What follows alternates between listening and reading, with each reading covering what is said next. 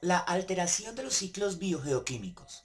Por lo general le ponemos mucha atención a los ciclos biogeoquímicos normales, pero muy poca atención a cuando estos ciclos biogeoquímicos son alterados, lo cual es un aspecto extremadamente importante, ya que la alteración de los ciclos biogeoquímicos nos va a dar una idea bastante general de cómo funcionan los procesos de contaminación en los ecosistemas. Y, de hecho, cómo afecta la contaminación al ser humano. Entonces, la alteración de los ciclos biogeoquímicos se va a alterar mediante cuatro procesos generales.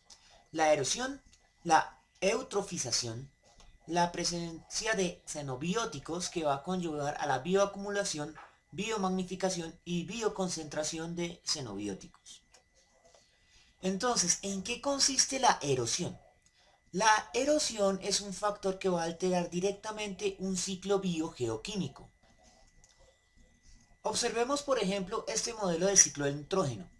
Mucho del ciclo del nitrógeno, el amonio, los nitratos, los nitritos y principalmente la fijación de nitrógeno atmosférico ocurre en el suelo fértil.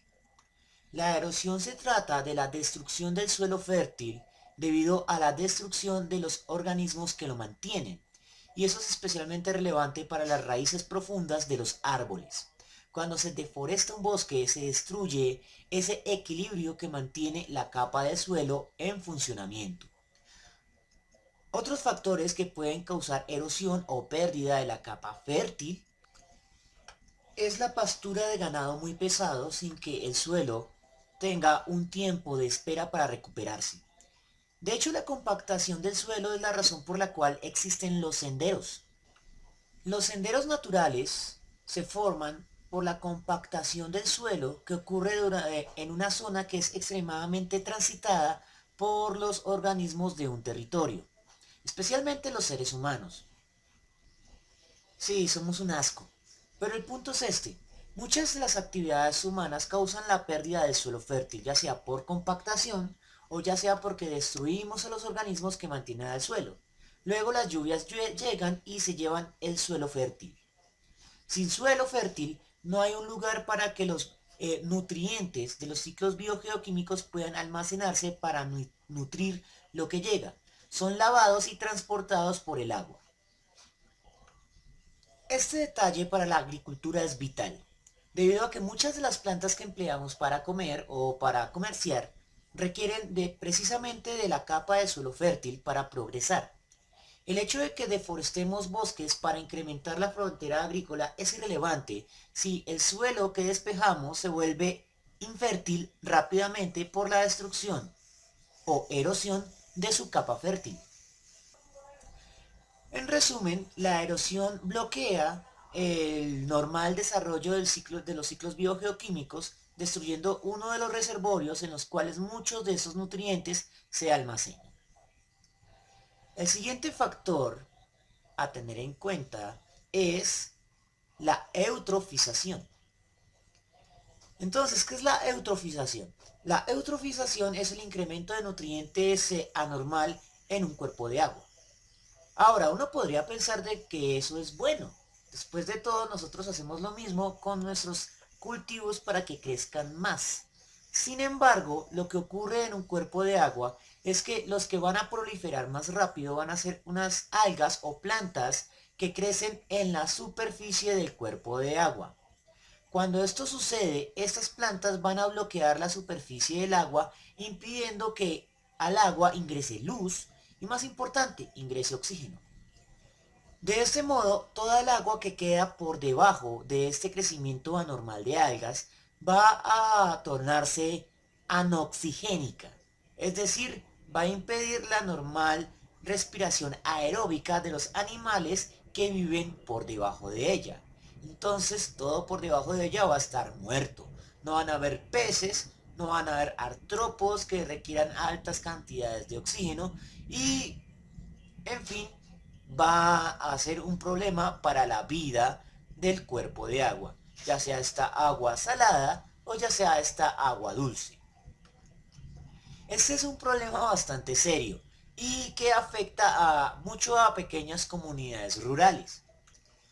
Por ejemplo, en el municipio de Madrid, Cundinamarca, donde trabajé por algunos años, ocurre que en su río principal, que pasa por el casco urbano, llamado Río Serrezuela, si más no me equivoco, existe la tendencia a que este río se eutrofice tremendamente.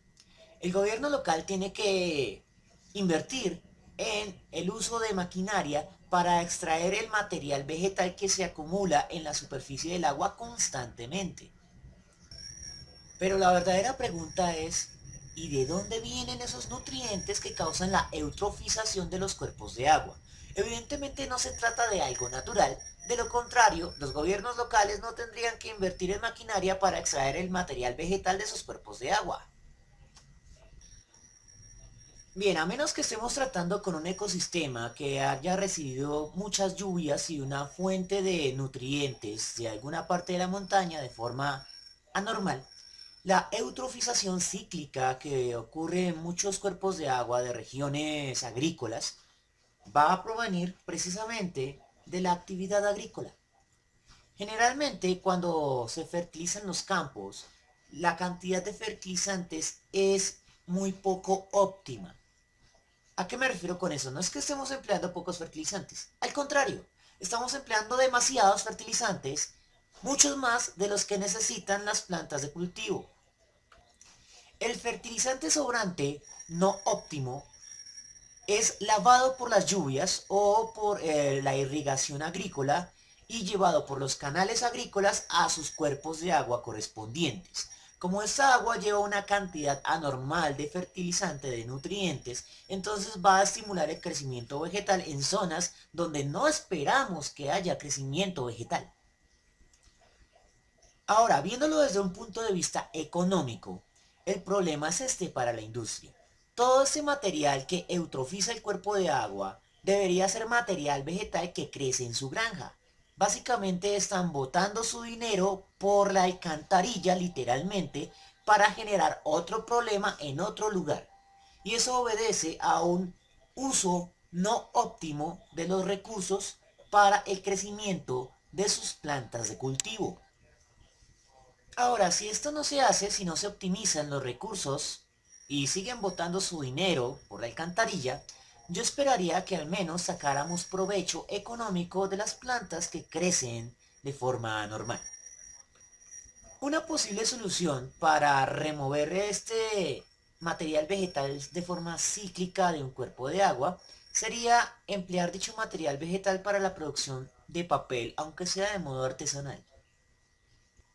En serio, esas plantas crecen muy rápido.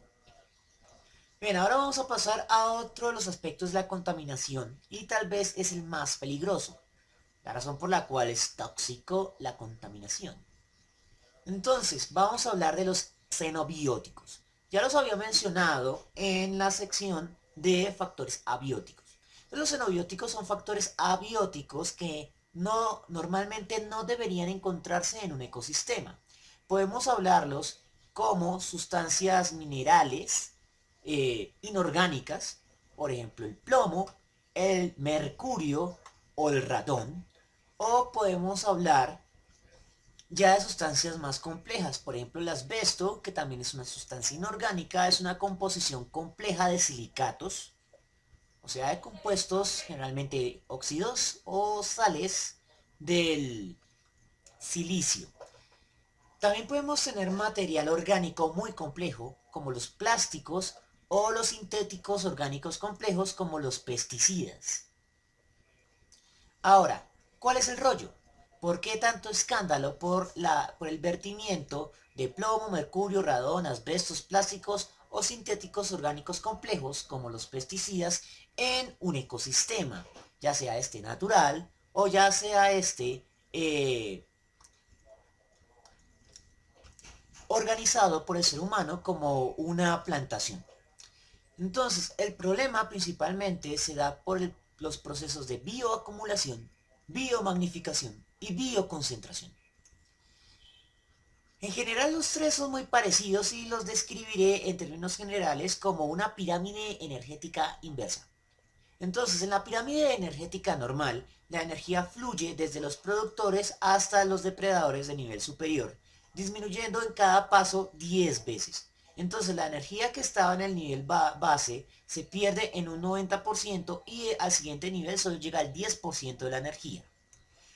En la bioacumulación se da una pirámide bioacumulativa inversa. Entonces los productores van a acumular toxinas muy levemente, pero a medida que las toxinas van pasando por la cadena alimenticia, por así decirlo, por cada uno de los niveles de la pirámide de consumo, la acumulación de toxinas va a aumentar 10 veces. De modo tal que al finalizar la pirámide de consumo, los depredadores de nivel superior van a tener una acumulación de toxinas miles o millones de veces mayor que el de los productores primarios. En consecuencia, la vida vegetal y la vida animal pequeña de un cuerpo de agua contaminada pueden sobrevivir parcialmente y verse, entre comillas, normales. Pero los depredadores de nivel superior van a empezar a experimentar problemas de salud. Y adivinen quién es el depredador de nivel superior que vive mucho de cuerpos de agua. Oh, sí, los seres humanos. Esta foto en específico es del río Magdalena. Es decir, del río Magdalena se extraen peces para el consumo humano. Y adivinen cuál es uno de los ríos más contaminados del mundo con metales pesados y otras porquerías que llega al río Magdalena. Sí, el río Bogotá. Entonces, aquellos que les gusta esconder la cosa debajo de la alfombra, pensarían que una vez que las aguas negras, fétidas, inmundas del río Bogotá se mezclan con las del río Magdalena, toda la contaminación de nuestra sociedad civilizada se dispersa. Sin embargo, eso es solo una verdad a medias. Puede que las plantas y los pequeños peces del río Magdalena puedan sobrevivir relativamente normal con la presencia de esas toxinas. Pero a medida que las toxinas se acumulan a través de la pirámide alimenticia, los depredadores del último nivel, que incluyen a águilas y también al ser humano, van a empezar a experimentar problemas médicos, especialmente el incremento de los casos de cáncer. Y esto no es solo para la pesca, también se emplea agua del río Bogotá para la agricultura. En fin, en el aula vamos a ver documentales específicos para examinar algunos casos de contaminación. Espero que me quede tiempo para hablar del plomo, para hablar del asbesto y también para hablar de algunas sustancias minerales que no hablamos acá y que se emplean para las curtiembres. Bien, eso es todo por la presentación de hoy.